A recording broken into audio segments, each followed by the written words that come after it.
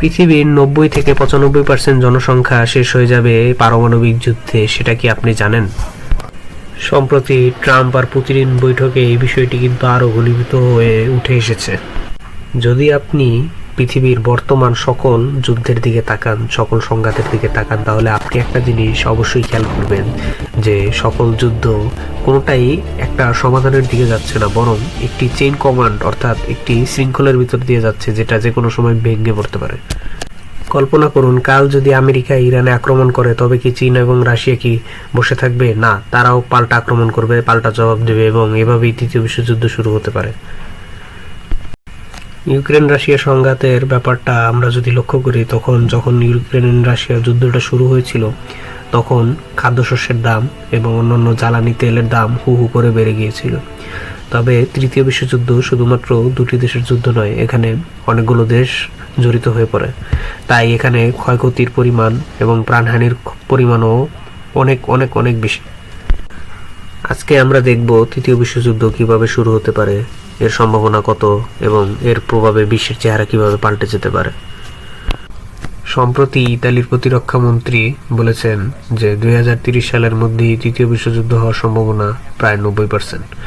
অর্থাৎ পরিস্থিতি আপনি চিন্তা করতে পারেন কতটা খারাপের দিকে চলে গিয়েছে বর্তমানে। এছাড়াও পুতিনের পারমাণবিক হুমকি, তার মন্ত্রীদের কথাবার্তা এবং ন্যাটোর প্রধানের কথাবার্তা অনেকটাই সংঘাতপূর্ণ দিকে ইঙ্গিত করছে।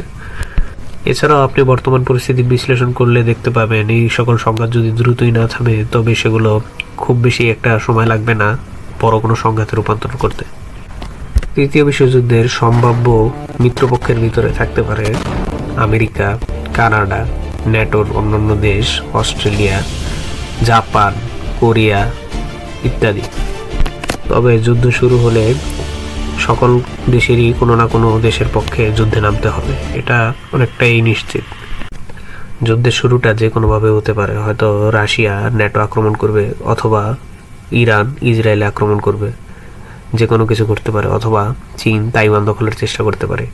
এ সকল বড় সংঘাতকে কেন্দ্র করেই হয়তোবা তৃতীয় বিশ্বযুদ্ধ শুরু হতে পারে।